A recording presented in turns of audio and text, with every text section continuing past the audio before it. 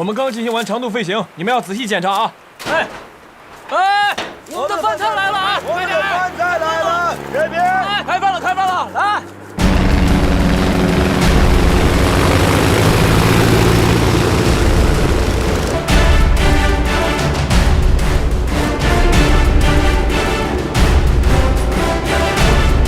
上海本部に連絡。爆撃の奇襲は成功した。はい。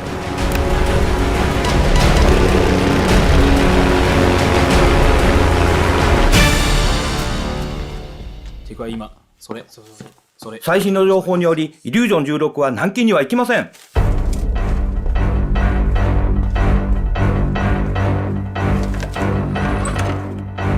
爆撃連隊に離陸させ、直ちに南京を攻撃せよ。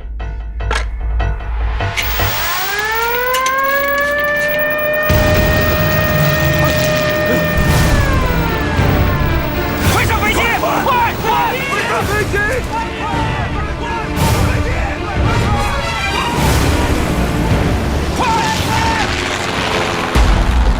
不要乱！不要降落！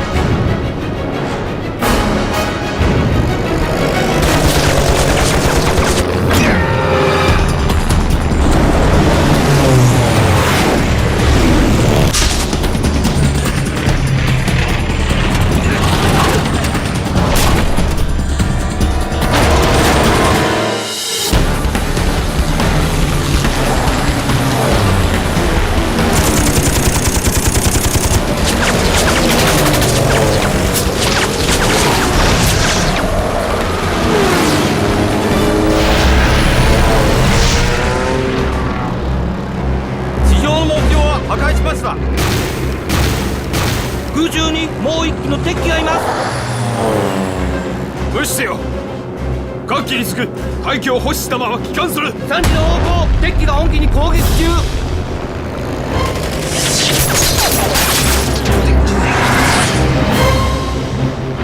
逃げエンジン出荷。ミニエンジン停止。はい。各機にすぐ本機は飛行レインを操縦、維持を離れる。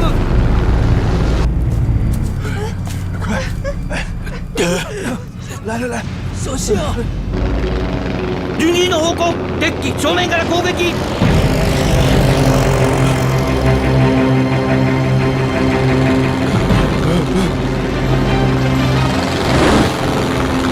やつも本気が。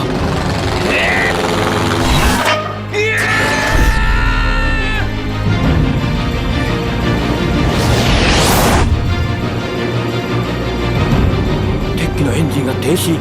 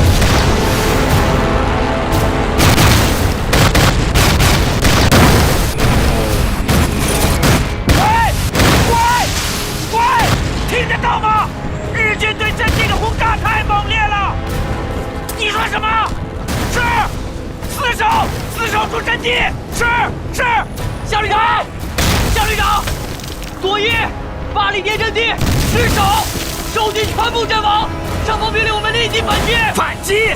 飞机炸得这么厉害，部队怎么调动啊？起来！给我！旅长，旅长，旅长！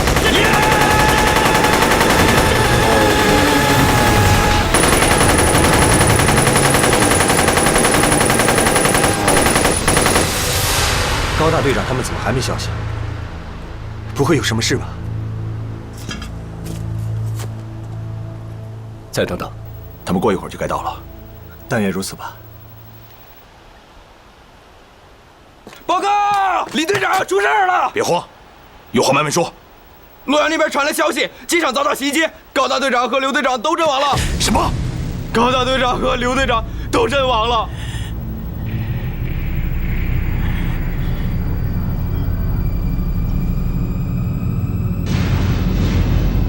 我们没有援兵了。我们的飞机在哪儿？在那边接过，但只剩2架了。加油！装弹！走！快！来，快帮忙！好，快！空军归位！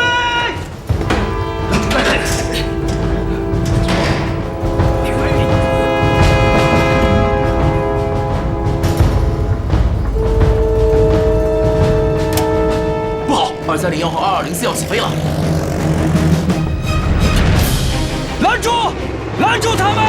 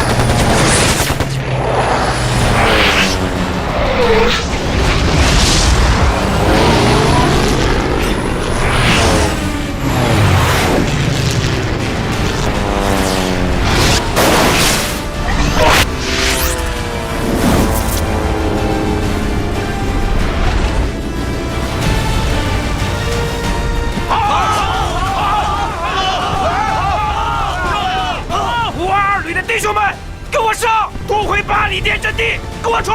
冲！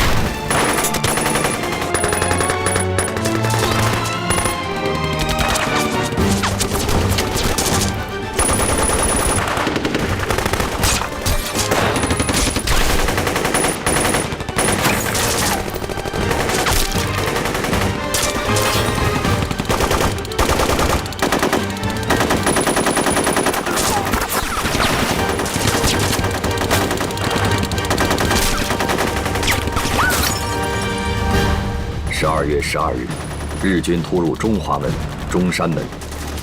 这一天，日军5个师团对南京城廓阵地以及南京城垣的攻击达到了疯狂的白热化程度。中午前后，日军攻破中华门，第88师被迫撤出战斗。为了躲避战火，各国使馆外交官、新闻记者与中外难民一起，准备登上英国商船撤离南京。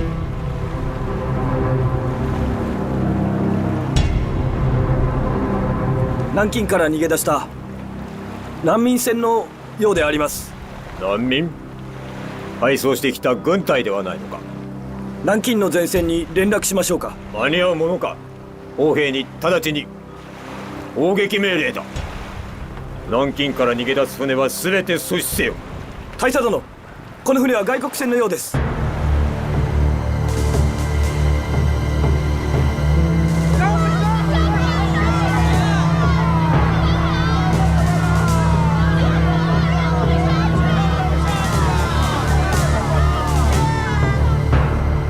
英国のレディーバード号です。偵察の電報です。読め。ウコと南京の中間に3隻のスタンダード石油会社の石油戦闘米国護衛艦パナイ号が停泊しております。砲兵に命じてレディーバード号を砲撃させ、航空隊に命じてパナイ号を攻撃撃沈させよ。大佐殿、これは米英の船です。下手すると国際的事件になります。満州事変、上海事変、北市事変、どれも我ら陸軍がやったんだ。一兵卒が大きな事件に関われるのだ。いいじゃないか。早くやれ。はい。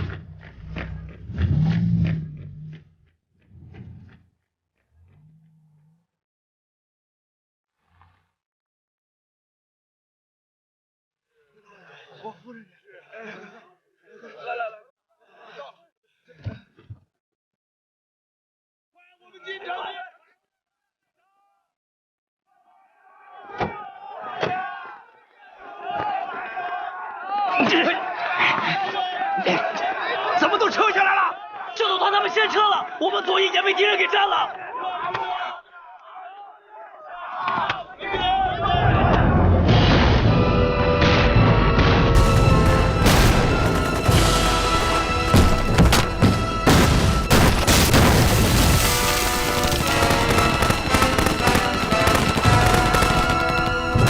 长官，司令部在哪？打散了，没有司令部了。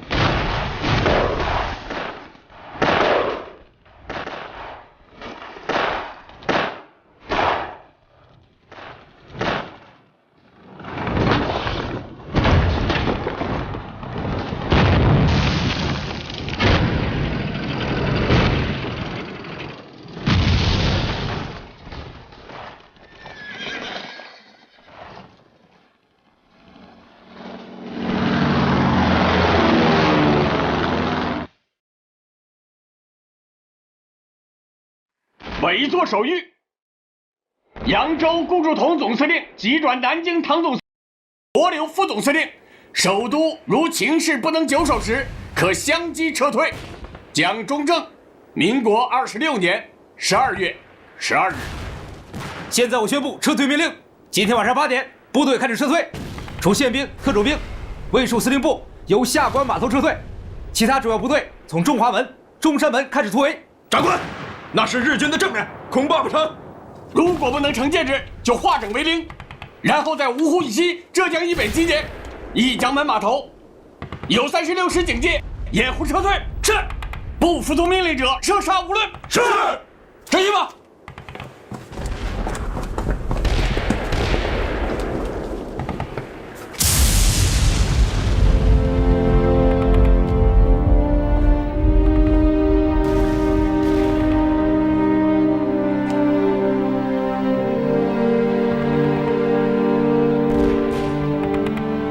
南京完了。日军相继占领水西门、通济门、光华门，南京各重要屏障相继失守。1937年12月13日，日军第6师团浩浩荡荡地涌进了早已在炮击中洞开的中华门，侵略者登上早已千疮百孔的古老城垣，金陵城头飘起了太阳旗。苦守了2周的南京保卫战结束，南京沦陷。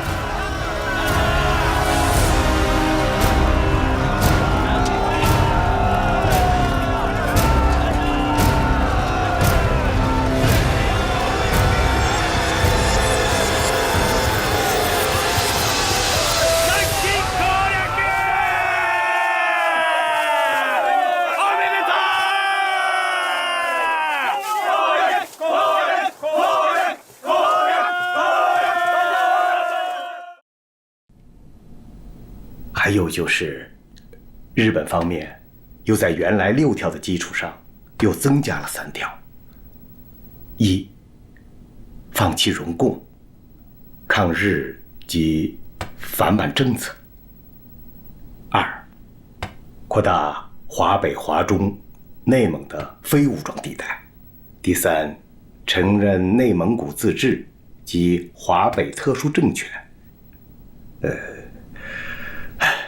并保证出兵。那么现在一共是9条了。这些个条件是这些年日本未能得逞的老调调。为内蒙古自治，实际上就等于扩大了华北不驻兵的区域。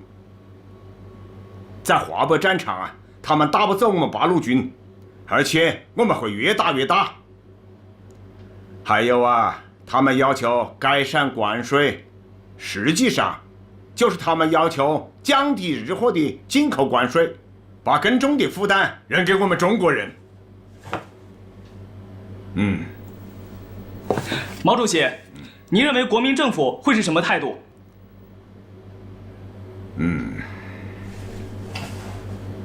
我估计啊，蒋介石先生不会同意这些条件的。可是汪精卫和他的团体虽自称低调，却一直与抗战高唱反调，大肆鼓吹战必败、和未必大乱的投降言论。我们共产党人一定要站出来，将这种亡国论狠狠地驳一驳。要告诉博古和恩来同志，一定要用上一切的力量，支持并鼓励蒋介石和国民党政府坚定抗战的决心。赵明，有大事了。汪主席，日本朋友捎给我们一个消息，这是日本刚刚做出的决定，他们将马上通知中国政府，帝国军队在攻陷南京后，仍然会给中国国民政府最后反省的机会，可以继续等待。帝国政府期待能够与中国政府真诚合作，建立新的政权。周明，千载难逢啊！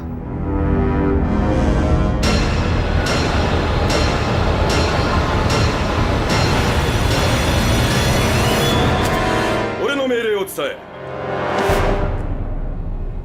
入場次第捕虜全員を殺害せ。はっ。焼き捨て、一文字も残すな。はっ。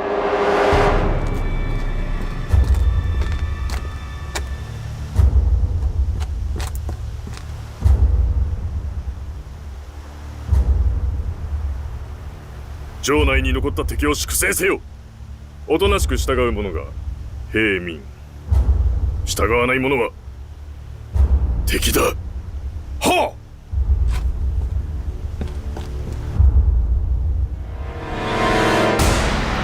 っ。日本侵略军侵占南京后，在日本华中方面军司令官松井石根和第6师团师团长谷寿夫指挥下，在全城进行了40多天的血腥屠杀。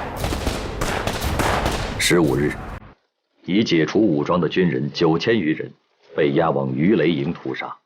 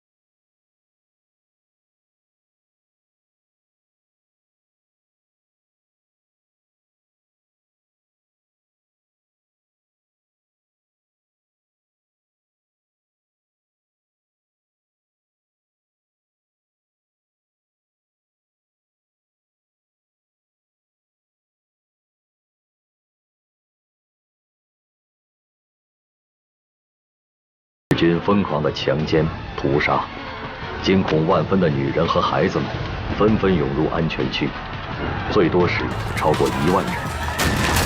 实际上，安全区对妇女来说，并非真正的安全之地。日军强行闯入安全区，到金陵女子学院，强奸妇女，抢劫钱财。在占领后的1个月中，南京市内就发生了2万起左右的强奸事件，连8、9岁的幼女和70多岁的老妪都不能幸免。许多妇女在惨遭蹂躏后，又惨遭杀害。日军暴行的高潮从1937年12月13日攻占南京开始，持续了6周。在大屠杀中，有30万以上的中国平民和战俘被日军杀害，约2万中国妇女遭日军奸淫。南京城的1/3被日军纵火烧毁，南京城变成了人间地狱。而这场惨绝人寰的大屠杀，成为了人类文明史上最黑暗的一页。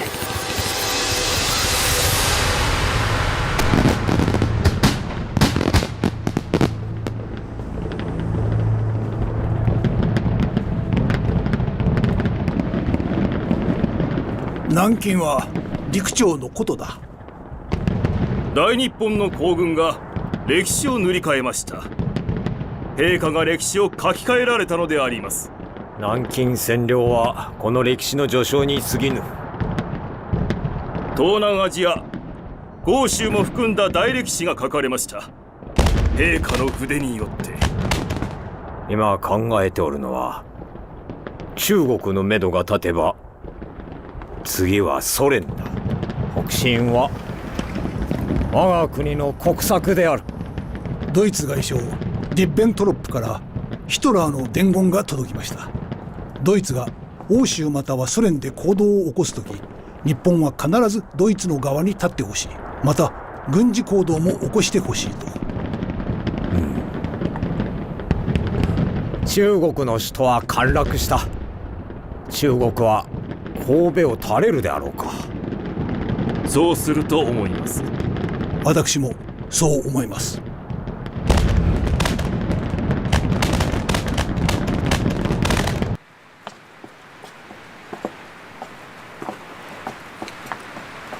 来来来，都把这挂起来啊！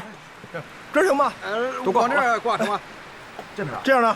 来，过来，来这边，往上点，往上点。好。李侍卫，李侍卫，啊，在。拿过来，拿过来。你这是要干什么呀？回您的话，这都是吉冈运挂吩咐的。今晚全城各处必须燃放庆贺烟花，连皇宫也不能例外。再举高点。好。李侍卫。在。皇上怕吵闹，还是把他们拿远些放吧。是。赶紧的，快点，快点，赶紧拿走，拿走，别惊着皇上了。快点，这边。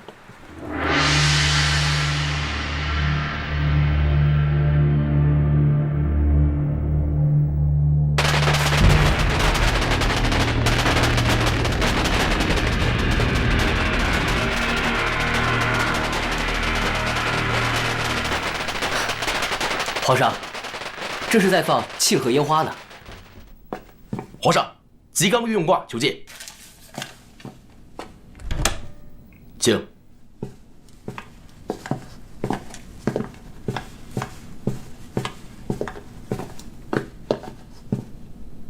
皇帝陛下。皇帝陛下。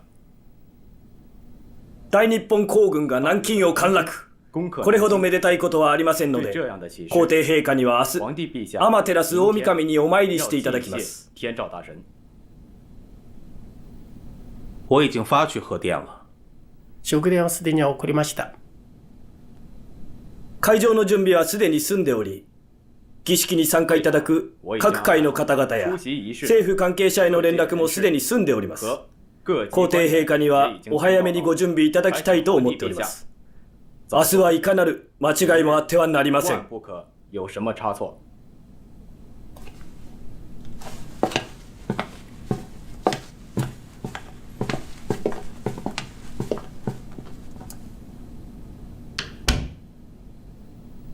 天照大神是个什么东西？这天照大神是个女的，据说是日本天皇的始祖，也是神道教的最高神灵。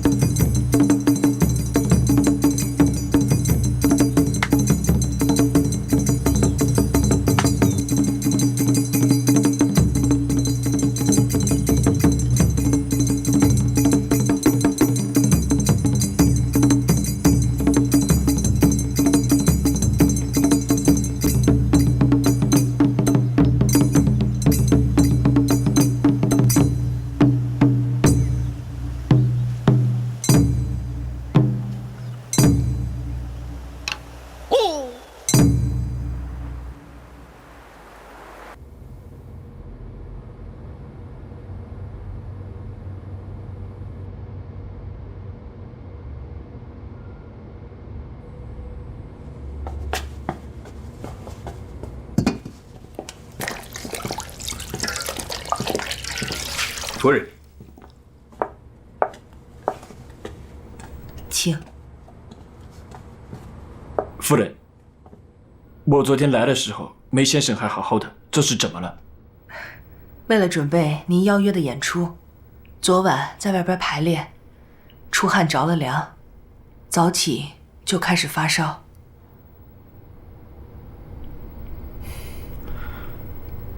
对不起，想让11年前在东京的盛况再现于中国南京，看样子家父这个心愿要落空了。梅先生时常提起您父亲，说他是日本能剧的第一大师。当年家父带着能剧团，跟梅先生合演了一曲《霸王别姬》，堪称经典。夫人，夫人，您看。夫人，我可以看看吗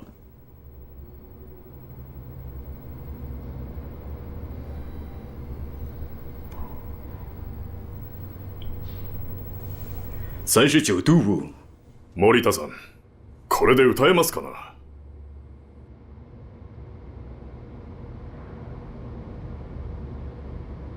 让梅先生好好休息吧。それでは、南京占領祝賀式典はどうなる？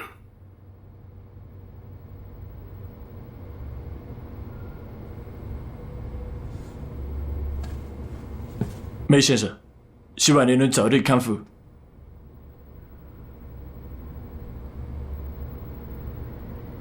夫人告辞。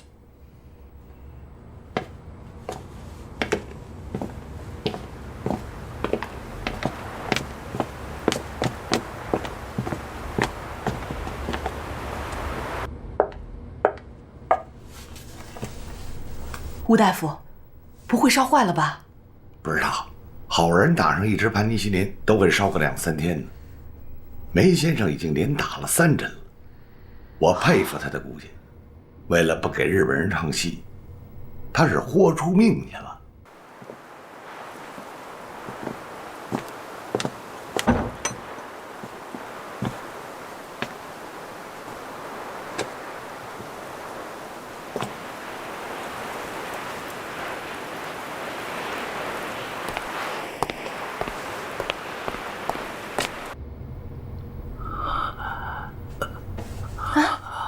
志芳，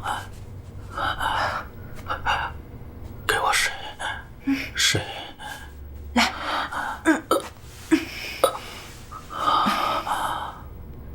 快，快，没事没事。给，哎呦，这手发的是真够高的，哎，没事儿。我呀打小练功，底子好着呢，放心吧，没事儿。This tape clearly shows the face of a Japanese pilot facing the eye-catching logo on our ship. This was a premeditated act. How dare the Japanese attack American vessels on the Yangtze River? But 300,000 people were massacred by the Japanese in Nanjing. We must take substantive action against them. Immediately lodge a protest against Japan. Tell them we expect a specific explanation about their actions. So for now, we just acquiesce to all their evil acts. I've always said war is a plague. Americans do not want to be involved in war. The Japanese make me nervous. The important thing now is the Japan market is critical to the American economy. So what do we do now? In order to maintain peace in the Far East, we may need to take substantive action, not just aid the Chinese morally. What shall we do? In the current situation, it's too early to take any action. When will America take the threat of Japan seriously? America is not ready for a war with Japan. As long as Japan does not act recklessly, I will take actions to minimize the risk.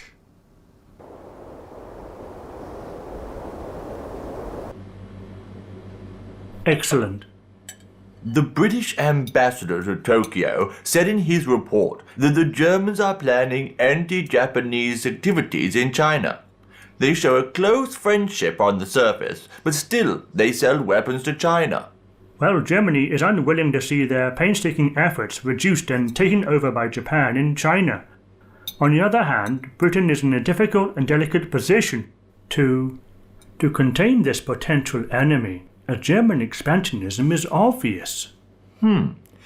Did you know that Hitler has prohibited discussing the Nanjing massacre in Germany?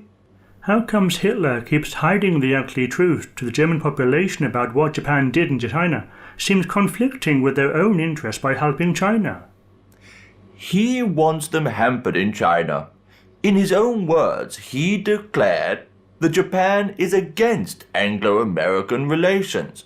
It appears that they want a bigger piece of steak on their plate. That's right. That'll be better. 森森，校长，怎么样？这是郭泰祺发来的电函。按照校长的训示，他已经召回国联，要求他们马上采取措施，制止日本人的侵略和暴行。但是国联迟迟没有反应。英国回答得如此干脆，直接拒绝向中国的军事援助和财政援助。是的，郭泰祺已经得到英国明确表示，说任何给中国的援助，最终必将落入苏联手中。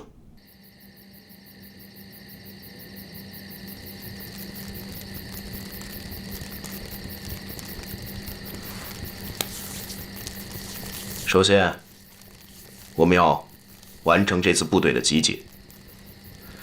在叶挺和项英同志回来之前，有些工作我们可以先搞起来。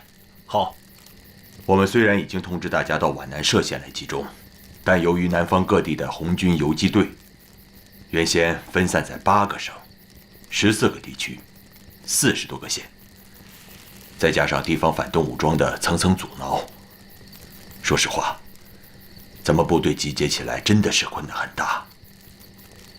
到目前为止，国民政府其实只给了新四军一个空的番号，除了宣布叶挺为军长之外，其他有关编制、装备、补给和指挥机构等问题都还没有下文，许多工作很难开展。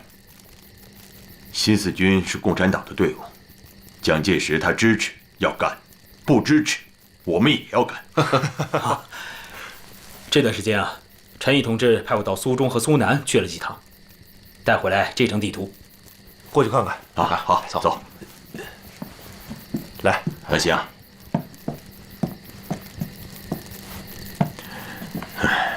大家请看，这是苏南的茅山地区，它是一片起伏不大的丘陵，向外可以辐射到镇江、句容、丹阳和金坛。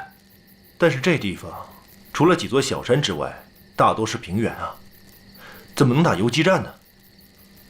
我观察过，这一带啊是平原水网地形，虽然平坦，但河道交错，敌人通常只能通过几条公路来回运动。但是红军没有在平原打游击的经验，而且中央指示也是开展山地游击战，这件事是不是再考虑一下？从军事上看，如果新四军东进江苏，挺进茅山，不仅可以在沪宁铁路和京杭公路之间建立敌后抗日根据地，还可以威慑南京、芜湖和镇江的日寇，这无疑是在敌人的心脏插下了一把锋利的尖刀啊！说得好，东进，新四军一定要东进。我们要学会在平原开展游击战，因为只有这样，新四军才能真正成为共产党在南方的战略队伍。因为只有这样，我们才能打造一支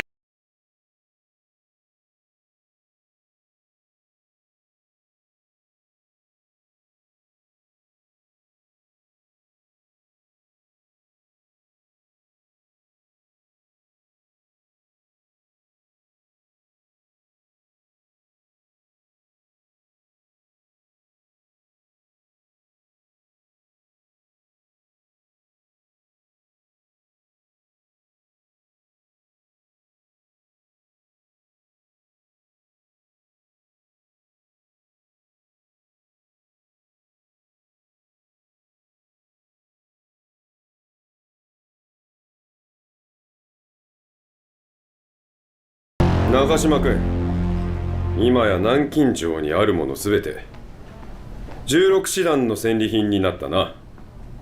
入り口に立っている保証兵でさえあれやこれや実家に送っておるな。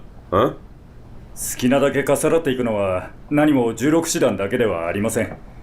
好奇心がありますから、これも戦場での真理というもの。気持ちはよくわかります。親王殿下、これは民国本の王陽明文集であります。なかなか面白いものかと。素晴らしいものだ。戦争で負けた側にとって所有権を無視されるのは辛いことだが、勝利した皇軍から見るとこれは決して戦場の道徳に反するものではない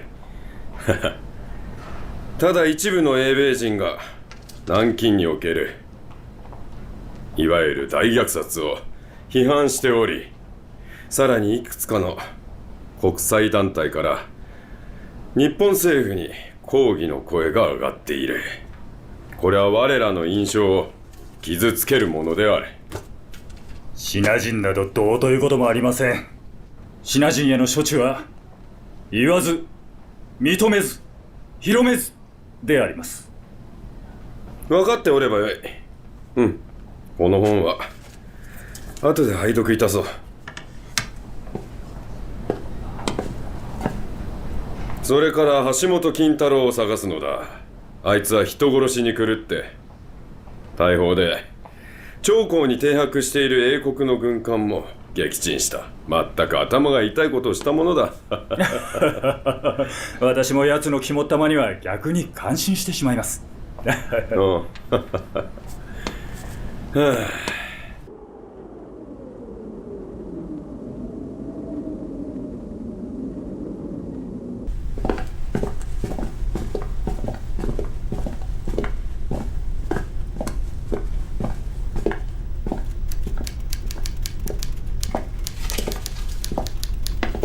尊敬的斯大林同志，这是蒋委员长让我转交给您的信。中国政府希望苏联对日作战。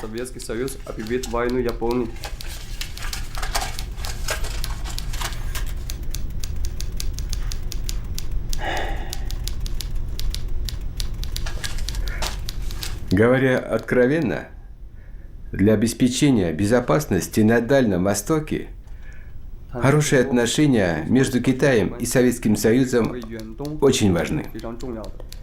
Советский Союз не может объявить войну Японии. Это поставит нас в невыгодное положение на международной арене. 我想提醒贵国政府的是，日本的野心不只是中国，他们最终的目的是独霸东亚。Но мы пока не видели ни одного человека на нашей земле. 自打抗战以来，你们的志愿给了我们人民最大的鼓舞，所以希望贵国再次对我国增加5000万美金的借款。Хорошо, без проблем. Мы перечислим вам необходимую сумму, чтобы вы могли купить военную технику. Но постоянно надеяться на помощь извне не стоит. Вам нужно самим развивать свою военную промышленность. 我代表中国人民对苏联的援助表示感谢。另外，我想就中国新建铁路问题与您协商，希望苏联能够帮助中国建成一条贯穿新疆的铁路线。Нет. Вы должны построить в первую очередь военную промышленность. Можем оказать вам техническую поддержку, дать вам инструкторов. 我会把您所说的话如实的汇报给国民政府，中国也会在贵国的支持下奋勇抗战，竭尽全力。谢谢。До свидания, товарищ. 告辞了。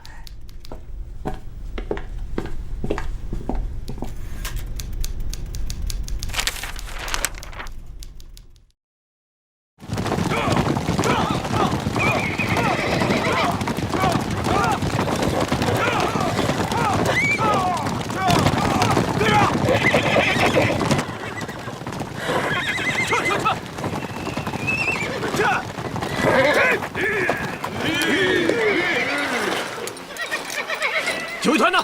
警卫团怎么没来啊？别喊了，警卫团被鬼子打散了。这帮该死的小鬼子，搞了个突然袭击。报告，前面的汾河渡口已经被日军堵死了，我们无路可退了，长官。别慌，慌什么？一直往那个方向，穿过几条山梁，到山里面就安全了。长官，那边可是八路军的地盘啊！现在管什么8路9路的？走，赶紧撤！下马！撤！快撤！快撤！地图不能丢，电台也不能丢！快！喂！你们还背着那点银元干什么？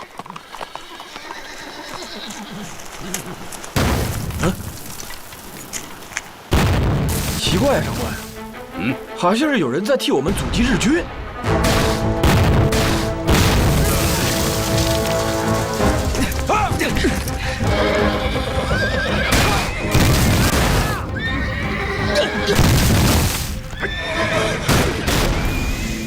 是我们自己人吗？听枪声，没有重武器，应该是8路。哦，这支部队素质不错。刚才咱们路过那道山梁，居然没有发现他们设伏的阵地。依您看，那阵地还能布多少兵啊？这么点大的阵地，最多能布置1个连。1个连？那可撑不了多久啊！长官，咱们还是赶紧撤吧，您的安全要紧啊！走。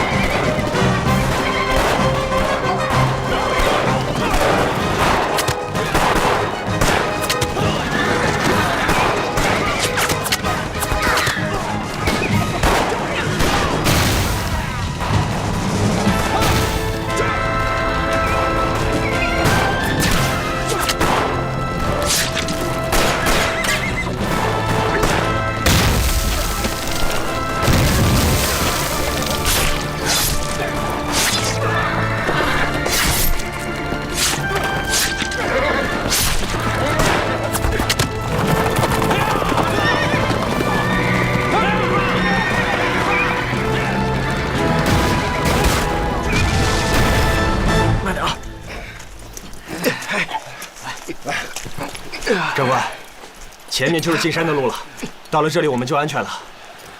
让弟兄们休息会儿吧。休息会儿。好，兄弟们，原地休息，歇会儿。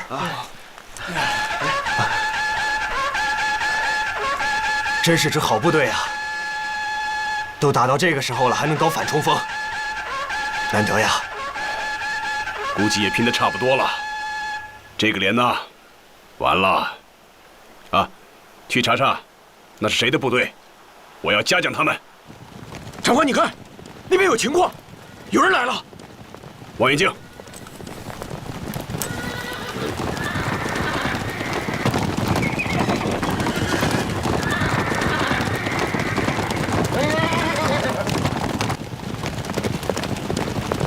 八路军。走，看看去。走。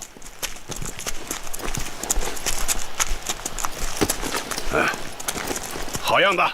八路军115师686团312连长王永禄向你报告，我连奉命实施阻击掩护，现已完成任务。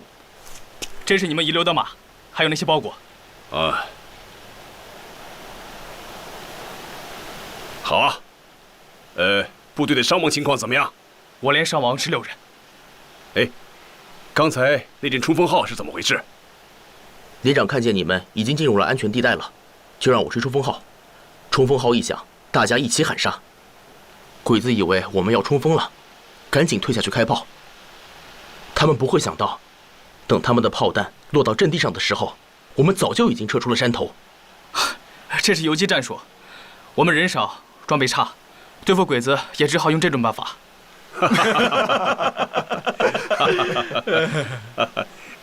好样的，好，这游击战打得好啊！兄弟啊，你可立了大功了，知道吗？站在你面前的这位，可是咱们2战区魏副司令长官魏立煌将军。我知道。哦，你知道啊？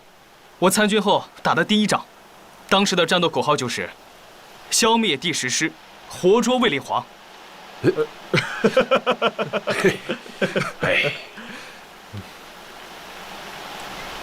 那一仗，我的2个哥哥都牺牲了，可惜没能抓住你。当年你想抓我，现在又为什么愿意救我呢？当年我们打你，是因为你进犯红色苏区；今天救你，是因为我们执行党的抗日统一战线。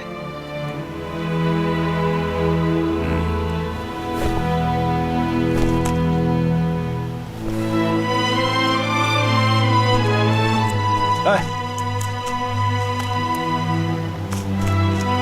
兄弟，我们想去西安，走哪条路比较好？南边和东边的汾河沿线都已经被日军封锁了。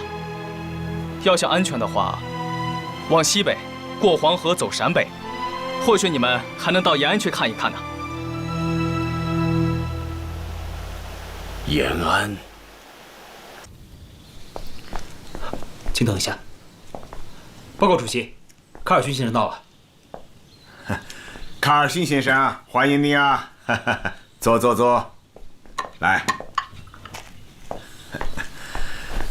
我听说啊，你已经到华北战场考察过了，有些什么体会啊？我看到中国的士兵正在以血肉之躯抵抗着日本的飞机、坦克和大炮。这是很英勇的，但也令人担忧。卡尔逊先生啊，战争啊肯定是非常残酷的，但是呢，也不必太过于忧虑啊。我们中国就像一个大水缸，而日本人呢，总是想用小半桶水就把这个水缸装满，结果就是他的军队开到一个地方，我们就转移到另外一个地方。他们追上了以后啊，我们又转回去了。日军的问题在于啊，他们兵力不足，不可能面面俱到，所以啊，只要我们坚决抵抗，日本就无法控制中国。可事实是，日军已经占领了太原，并且正在围攻五台山的八路军。从表面上看是这样的，不过呢，我们也可以换另外一种看法。比方说，日军占领了太原，在晋东北的五台山有聂荣臻指挥的部队，晋西北有贺龙，晋西南有林彪，晋东南有刘伯承。我们占住了山西的4个角，对侵占太原的日军形成围困之势，在战略上处于机动的位置。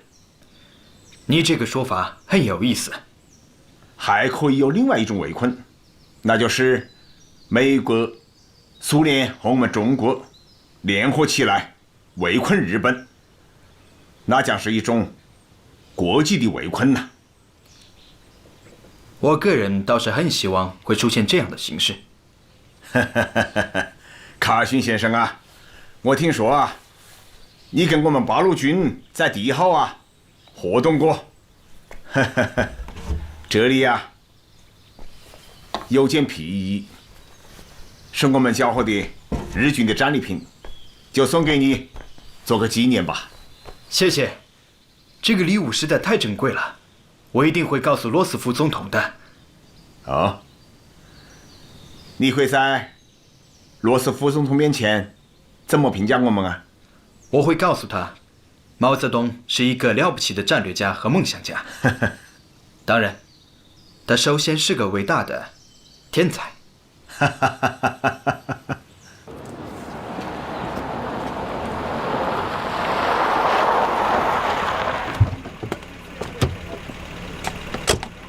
哎，可农啊，孙夫人怎么样？孙夫人已到香港，一路上由李兰同志全权负责，行程十分安全。很好，转告廖承志同志和香港办事处的全体同志，保护宋先生的安全是他们最重要的工作。是，李兰同志还说，宋先生准备在香港成立保卫中国同盟。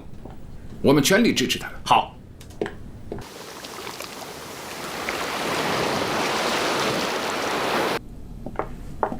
宋先生，有客人来了。孙夫人，陈先生到了。好，孙夫人，陈先生你好，很高兴见到您，坐吧。请。夫人请。孙夫人，我一接到你的信，就立刻发起了组织新加坡的筹政会，1个月就募捐了1000万新元。孙夫人，你看看怎么协调，把它分派给国内抗日的第一线。您辛苦了。孙先生在世时曾说过，华侨是革命之母。当年您为推翻清王朝的革命事业一再慷慨解囊，现在抗日战争打响，您又冲在了募捐第一线，太感谢您了。夫人过奖了。抗日嘛，是每个炎黄子孙的责任和本分呐。您说的是。前一阵子，赴美的司徒美堂先生也给我回信了。他在纽约也发动了华侨抗日救国筹饷总会，南洋的事就仰仗先生了。麻烦您转告南洋所有的爱国侨胞，他们的每一块捐款都会由我带人亲自分派到最需要的地方。好的，夫人，您为国事日夜操劳，还请保重身体呀。是啊，陈先生说的对，孙夫人为了国事日夜操劳，真的要保重身体啊。任重道远，彼此珍重。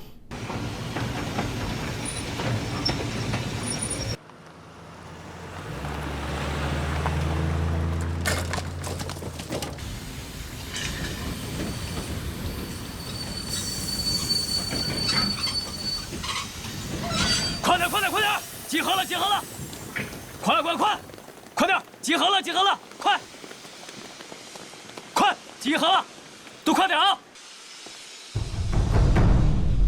敬礼！礼宾！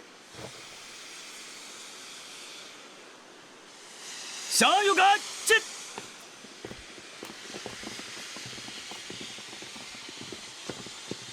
向前看！景福兄，屈尊大驾，亲自迎接，俺老韩担当不起啊！哎，客气了。韩主席大驾光临我们河南，我们怎敢不尽力接待呀？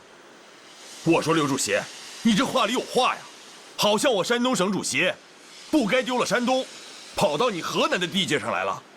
哎，向方兄，我是觉得，你好像是担心我们保护不了你的安全。连开个会也要带着这么多的部队呀！你什么意思呀？报告，警备队集合完毕。此次来开会的所有将领，可是都没有带卫队啊！混蛋！你们都跟着我干什么？丢人现眼！给老子滚回车上去！是，滚回车上去！快上车！快上车！快点！都快点！快！我老韩一介武夫。带惯了部队，走到哪儿都爱把部队当成命根子，啊！见笑了。向方兄，请吧。景福兄请。请。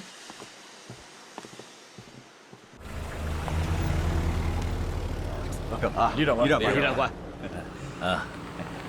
哎呀，这次不知道都是哪些人来开会啊？是，我也不知道谁会议开得这么紧张呢？是啊，不知道这应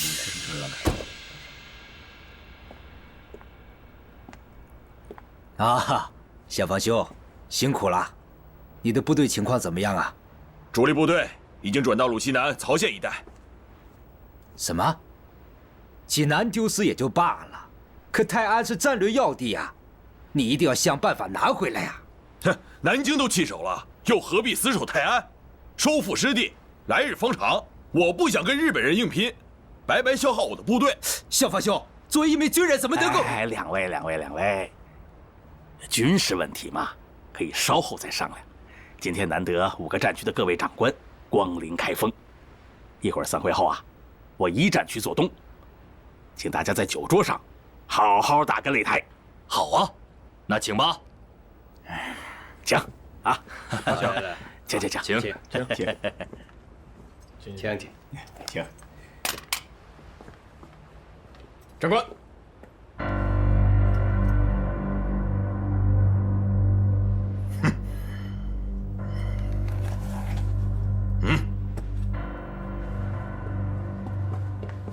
目前，华北和华东的战略情况就是这样的。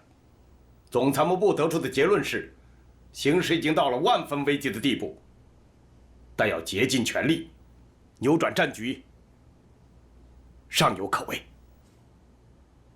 大家刚才都已经听完了白总长介绍的战况，是万分的危机。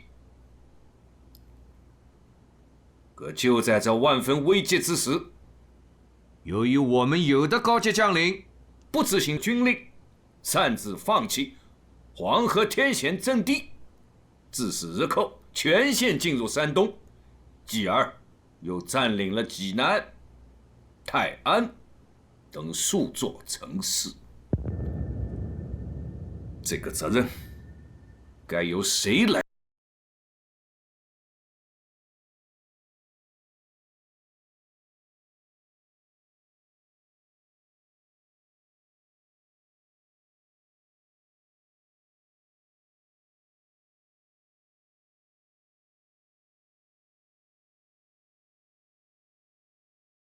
责任，那南京丢了，该谁负责任？南京丢失了，你就可以拱手相让整个山东吗？委员长，你听我说，向王兄，我的意思不是你你冷静一下想的那个意思。冷静一下，别拦住我呀！你冷静一下干什么呀？向方兄，咱先出去逍遥记。我跟你说啊，我是丢了山东，可是能怪我吗？要不是老蒋调走了我的中炮旅，绝不是今天这个结果。咱不说这些，咱先出去逍遥记，逍遥记啊！阎锡山丢了太原，唐生智丢了南京，为什么只追究我韩复榘的责任？还不是他老蒋偏心，想着阎锡山啊！上车！哎，这不是我的车，这是我的车，我先送你回去逍遥记，好吧？来，上车。奉军委会之令，韩复榘，你被捕了。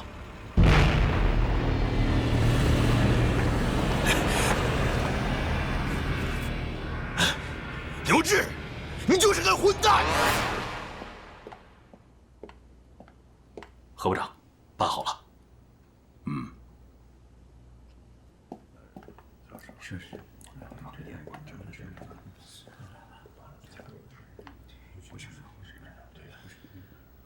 诸位同仁，韩复榘身为地方军政长官，居然违抗军令，擅自撤退，虽名为自保，实已罪同卖国，不杀不足以平民愤。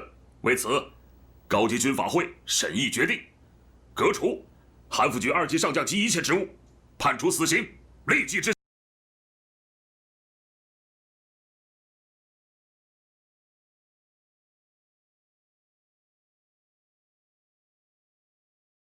一本此字，始终不渝。即敌军一日不退出国境，川军这一日誓不还乡。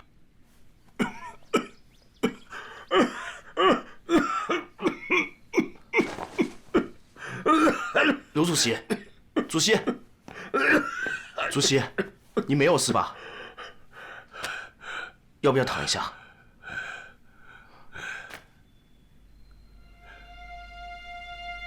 刘主席，您，蒋委员长，当初我请他入川，是诚心诚意的。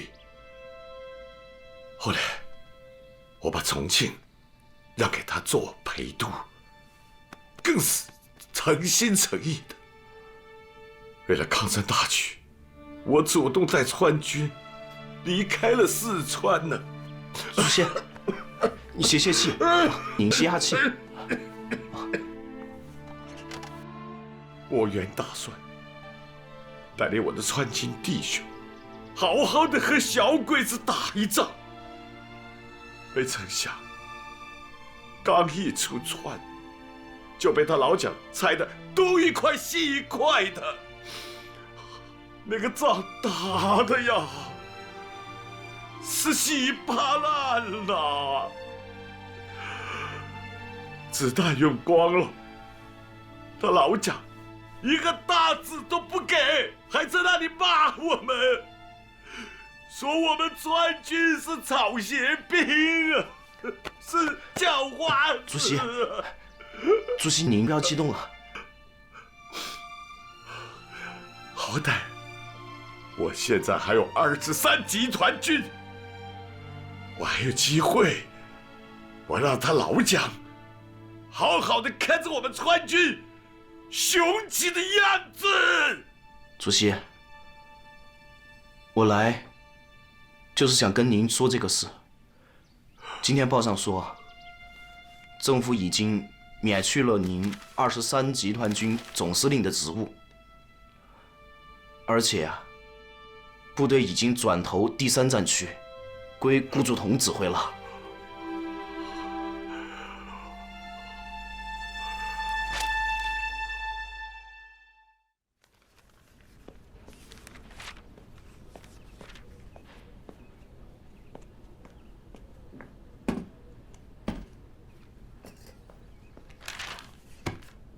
南京刚刚实现，徐州大战在即，偏偏在这个时候，东边死了个韩复榘，西边又死了个刘湘。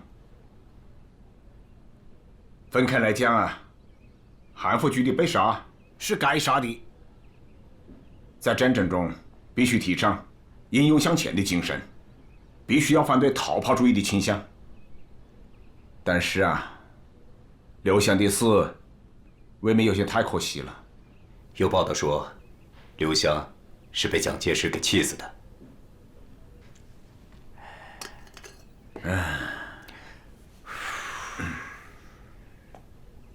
这个蒋介石1927年他就是这样。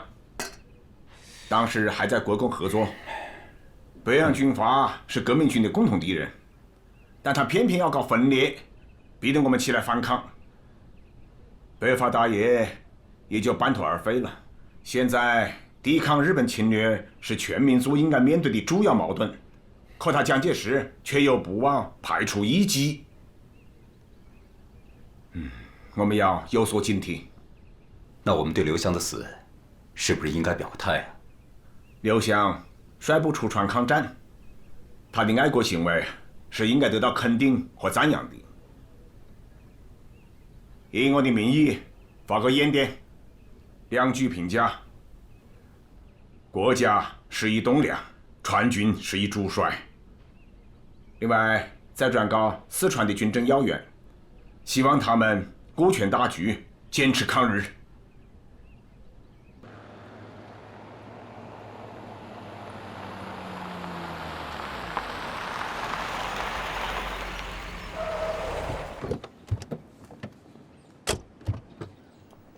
哎呀，参座好，恩来好，诸位好。恩来呀，你的想法我已经向蒋委员长报告了，他已下定决心进行会战。我马上就要去徐州，去帮助第5战区司令长官李宗仁。临走之前，还想听听你的意见。好啊，来里边请，请。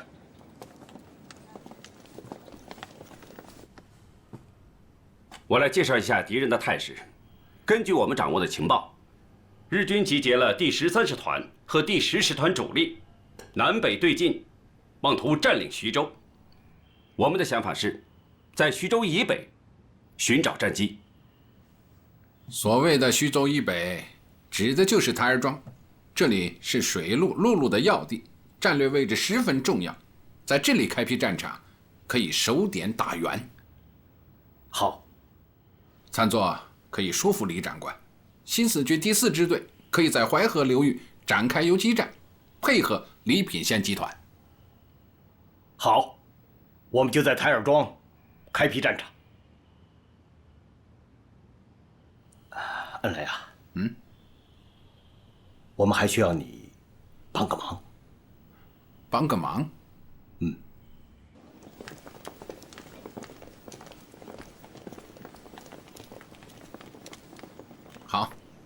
再见，白参佐。再见了。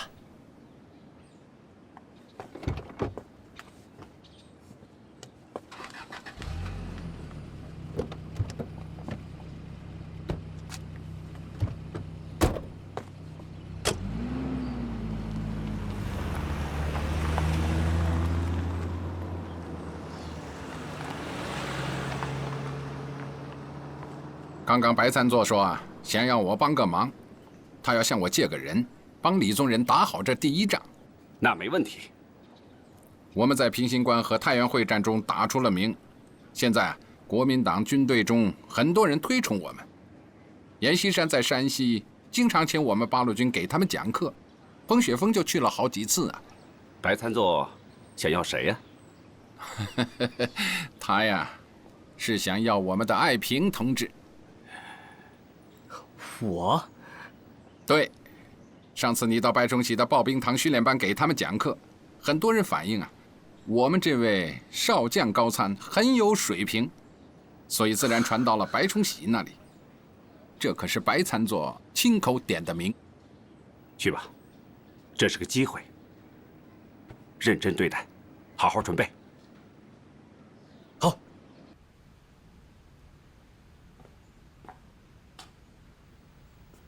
台儿庄之役，日军可能是开进机，战斗展开机。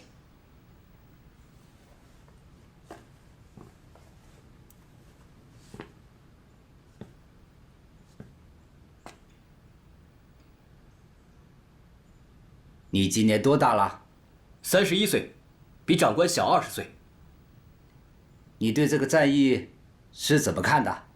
面对这样的敌人，您敢拉开架势，真刀真枪的打一仗，就已经赢了一半。怎么讲？因为现在有的人想要投降，有的人想妥协，而您真刀真枪的打了一仗，您已经赢了。您赢得了全国人民的心。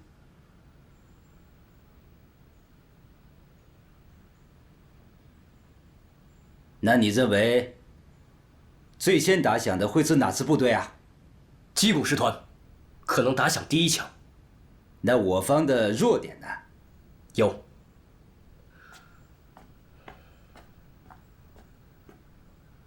我能直说吗？说。因为您的部下是桂系。你怀疑桂系不会打仗？桂系军队能打仗，两广的士兵能吃苦，天下闻名。这样的军队，你还怀疑什么？因为这是您的军队，也是您的家底儿。但是我们中国共产党人更相信您李将军是一名爱国的将领。留下来吧。先前周副主席交代过，我的任务就是传达一下我们的作战思路。现在我的任务完成了。你想清楚了？不想留在我的司令部当个高参？不必了，您的身边一定不缺人才和将才。我相信，只要您下定决心，一定能打好这仗。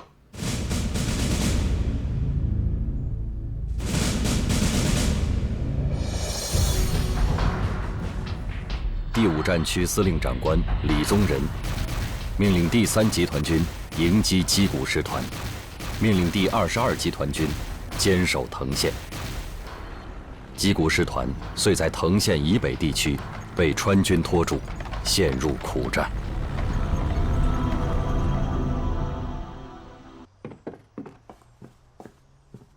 師団長殿、磯貝蓮介師団は数県から南進し、新プロを徐州方面に向け進軍しております。我が第2軍司令部は師団長殿のご意見を伺いたいのであります。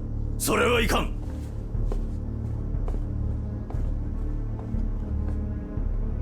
磯貝の力だけでは徐州攻撃は無理だ。西尾歳三司令官に連絡するのだ。第6師団は偉大航路を南下して左翼より第10師団と策応する。歩兵第11、21連隊と野砲第5連隊の両大隊による坂本分遣隊を組織することを命ずる。直ちに意見を南下し、巨県臨近を攻略し、第10師団と合流せよ。はっ。師団長殿、我らと磯貝師団との合流場所はどこにしますか？太子所的。元月18日，板垣征四郎面对矶谷师团困境，紧急组建坂本支队，以第21旅团长坂本顺为支队长，下辖2个半联队，从山东潍县南下，进攻莒县，以配合矶谷第10师团向鲁南的推进。3月14日，台儿庄战役打响。同日，日军坂本支队进攻临沂，矶谷第10师团进攻藤县。台儿庄战役第1天，拂晓，日军矶谷第10师团在飞机战车的掩护下，向第22集团军前哨阵地发起攻击。10强日军向124师发起攻击，界河日军和127师在激战，襄城日军与125师在激战。汇总当前战况，向委员长报告，台儿庄开战了。是。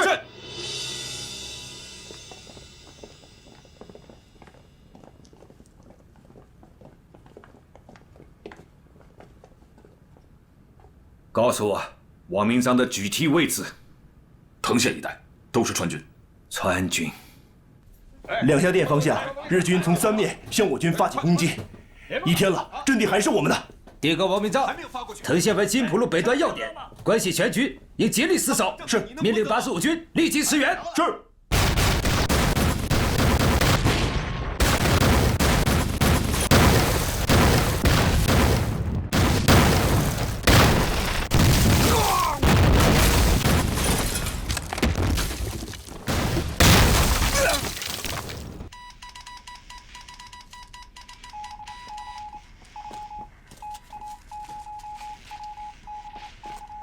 报告，紧急电报！林长官，3个方面均已失守，我已把部队收缩到藤县县城。现在敌人已经进行了2个小时的炮火打击。你现在还有多少人呢？不到3000。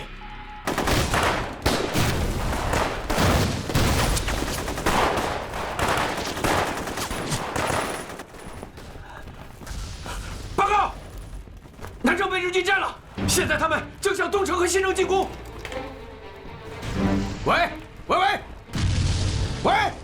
所有的电话都打不通了。现在只有西关还在我们手里，我们可以在那里组织反击。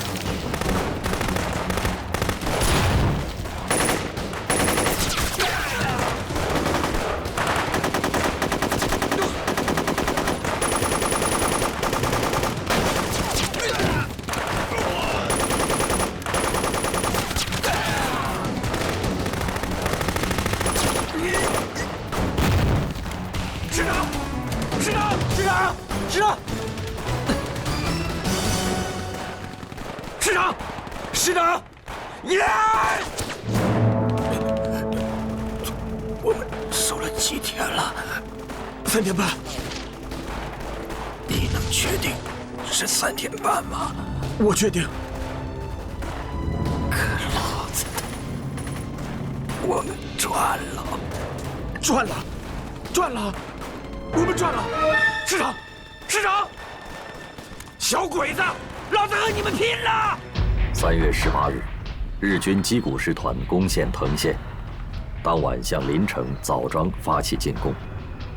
川军第122师师长王明章殉国，旗下伤亡10000人以上，日军死伤达2000余众。藤县保卫战为第5战区的台儿庄战役赢得了事件。1938年春，日军第108师团主力、第16、第20、第109师团及9警旅团各一部，共3万余人，分9路向晋东南地区的中国军队大举围攻。据此，第2战区东路军总指挥朱德召集国共双方的高级将领共商对策。会议已经进行到第5天了。总之，我们的方针是以内线牵制与外线机动相结合，以广泛的游击战与有利条件下的运动战相结合。只要坚持以次要兵力钳制敌之数路，而以主要兵力对付敌之一路的原则，就一定能够粉碎敌人的围攻。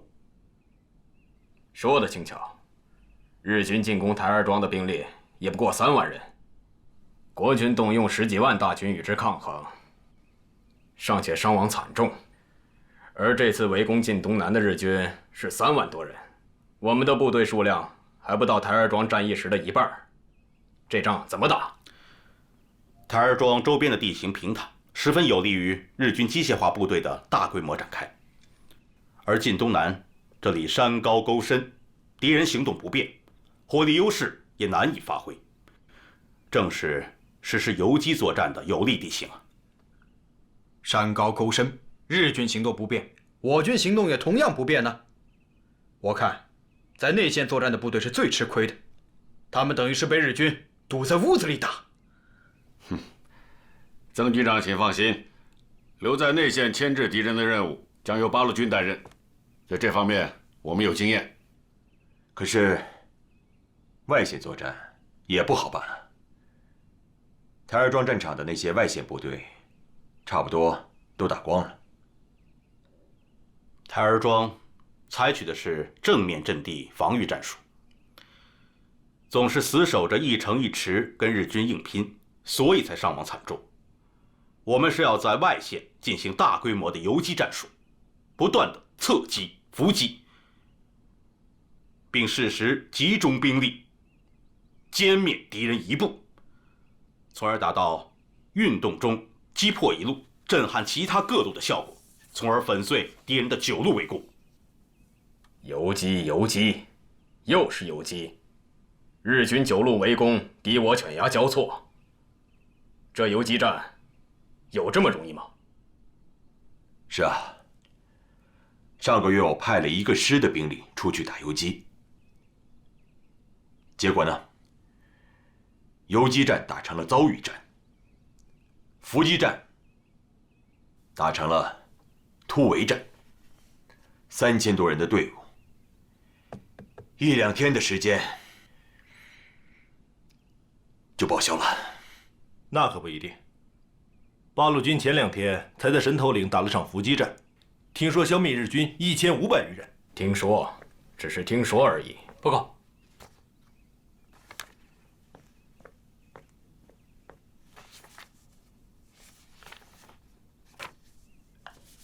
诸位，我这里刚得到个消息，129师将集中3个团的兵力，在韩长公路上打一场伏击战。我想邀请诸位到现场观摩指导一下，不知诸位意下如何啊？这个嘛，你看呢？既然是去观摩我129师作战，我刘伯承绝对可以保证各位的安全，请大家放心。咱们当兵的哪里会怕看打仗？我愿意去，我也去，我也去，我去。那既然刘师长在这里开会，那这场仗由谁来指挥呢？是我们129师的副师长徐向前。原本是八路军第129师的一次山地伏击战，应了朱德总司令的真诚邀请，变成了八路军和晋军高层指挥员帷幄携手的一次战地观摩。下面由我来向大家介绍一下我们具体的作战部署。你看那边：1、386旅771团为右翼769团为左一，埋伏在公路以北的山地，并派出小部队到公路以南这个山脚下进行埋伏。2、386旅772团主力集结于马家拐，阻击可能由黎城来源之敌，掩护我伏击部队右后方的安全。3、769团以4个连的兵力深至春树岭、河南店之间，阻击可能由歙县来源之敌，保障我伏击部队左后方的安全。既有伏击的安排，又有阻击援军的准备，考虑得很周全呐。一处受袭，他处必援，这已成了日军的基本规律。所以我们有时候要反其道而行之，采取攻其必救、歼其救者的这种战法，专门打击敌人的援兵。既有大夫，又有右辅，你们真不愧是游击战的专家呀！说的是啊，设伏地点选得不错。部队什么时候进入阵地啊？部队已经进入阵地。已经进入阵地了。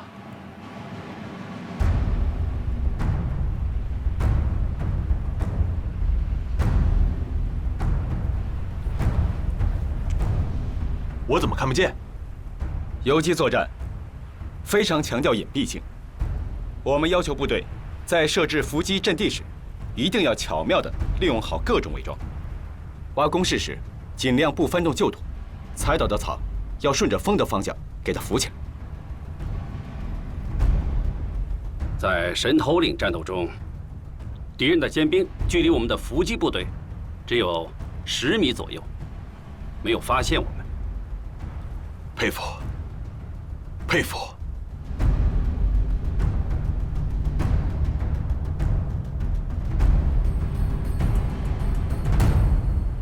连长，这鬼子咋还不来啊？急傻，又不是第一次打仗了，还这么慌慌张张的。不是，我不慌张，我就是想见见汽车，我还没见过那玩意儿呢。哎，汽车没啥，就是带轱辘的铁皮房子，啊，比马车大，也比马车跑得快。那该咋打呀？